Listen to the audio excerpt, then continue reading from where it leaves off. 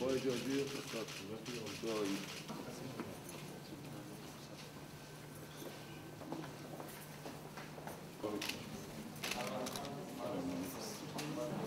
بخشی از تفکر وسیع‌شناسانه فلسفه و نگرش اعتقادی ایرانی درش در واقع منعکسه. با آمدن مغول میرن و اون شهر رو میتراشن از روی زمین. از نظر من تراشیدن اون شهر از روی زمین چینه ورزی با فرهنگ ایران است. تفکر رو با اون جنس آزمایش‌ها برای این کار سفال رو دوباره کشف کرده، چون سفال باز نیست. لعاب رو شناسایی کرده، رنگ‌ها رو شناسایی کرده، چگونگی نشستن فرم رو بر سطح این آزمایش کرده و بسیار کارهای فاخری است. یعنی اینها رو به نظر من باید یک موزه یک جا بخره، ببره نگهداری کنه. اگر یک شناسنامه از امروزتون در واقع دو تا روش وجود داره برای نوشتن این ظروف سوپرنووا. یکی در واقع روش‌های ترسیمی است که اصطلاحاً در واقع یکی دالات نمونه شاخص شاید این نمونه باشه، در واقع با قلم ترسیم میشه و مجدد روی اون کار میشه، رنگ‌آوری میشه. منتها عمده تولیدات دوره تاریخی سوپرنووای نیشابور که به هر حال اوج بوده و حقیقتاً قابل دسترسی هم نیست مطلقاً به لحاظ سطح کیفی، این بوده که در واقع روش‌های خوشنویسانه‌ای داشتن با ابزارها و قلم‌های مخصوص به خودشون در واقع اینا به شکل مستقیم می‌اومدن اینا رو خوشنویسی می‌کردن.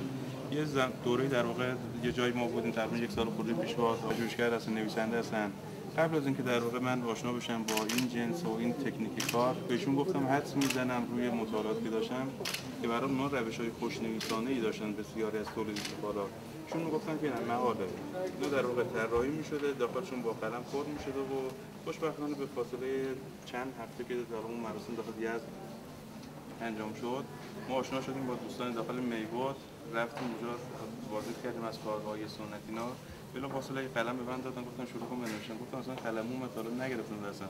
بود خلاصه تو رو دراسی انداختم و شروع کردم در حالا اون البته اولین نمونه کار رو متأسفانه نیاوردم اینجا.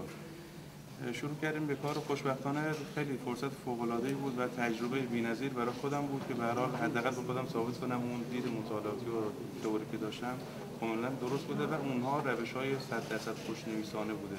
اینجور نیست که در واقع بیان طراحی بکنن. و الگوهای طراحی بسیار متنوع که در اون دوره وجود داشته الگوهایی بوده که در واقع خلق آنی باعث تولید اونها شده. نه در واقع پیش ذهنیت و پیش طرح‌هایی که در واقع اون رو بیاد شکل بده. مطلقاً از این دست نبوده و این ارزش اون آثار رو فوق‌العاده بالا میبره. چقدر به خودمون تبریک میگیم انشاءالله توفیق داشته باشیم در ارائه اینجا حالا شناسنامه موسیقی براشون میتونیم. بله. نه این یه دونه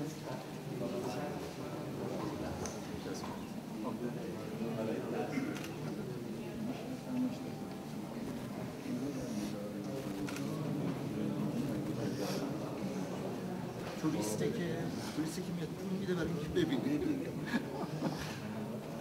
این کالای فرهنگی اینه دیگه.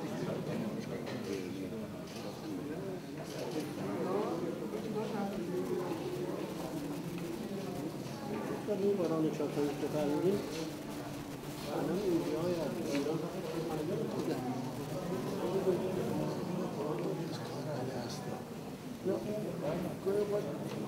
شما میدید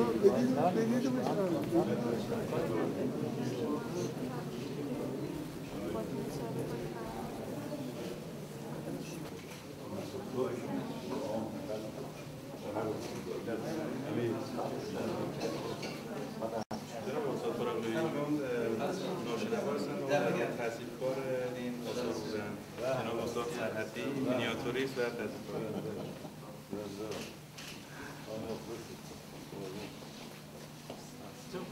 من احساس کنم که کوکی برای خواندن نبود. یعنی عجیب واقعا به عنوان فرم دیده می شده. ما توی کوفی بدوی یک خاصیت‌هایی وجود داره، توبه‌های بسیار سنگین و پربست، کشش‌ها، تغییر زاویه‌ها که بسیار شگفت‌انگیزه و برای حرکت چشم مساعد است. من جالبه که در هنر نو مثلا مجسمه‌های هنری مور که نگاه می‌کنیم، مجسمه‌ساز انگلیسی معاصر، می‌بینیم که داره با کوفی سنگو می‌تراشه. آخه این فرمایشتون خیلی متینه ولی وقتی قرآن می‌نویسن اون برای خوندنه. خیلی چیزها برای خواندن است و برای خواندن هم نیست. ما قرآن رو می‌بوسیم به پیشانی می‌ذاریم و رفتار انجام شده. واقعا انجام شده. یه دعانویس برای یک نمیدونم آدم یه دعانویس که اصلا نمیدونیم چیه ولی مثل جان میزنه تمام اون پرزدی یعنی خط مذهبی میدونیم که اصلا در نقاشی خوندن شرط بودن نخوندن شرطه بله آقای سایگان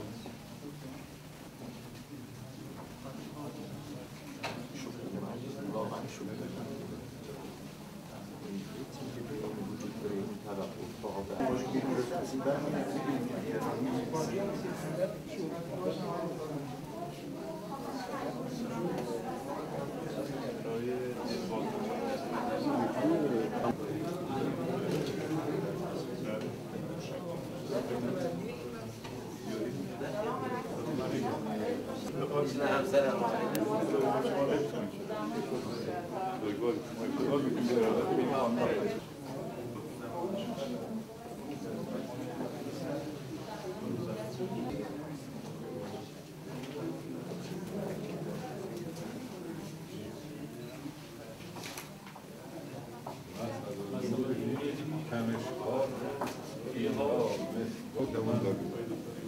یعنی خوبی کردن خود خط بخونم من به اون نگاه نمی‌کنم تا اینو بخونم مثلا اینم خوندم برای قوات المتقین خب اینم سواد خودتون می‌خواد دیگه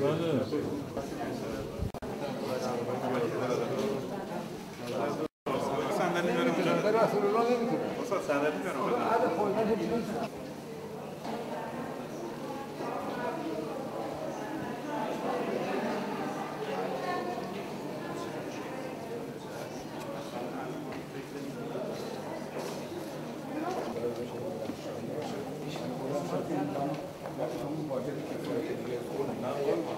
عرض اینه بفرمایید فضای بیرون استاد ببخشید شهروند خدا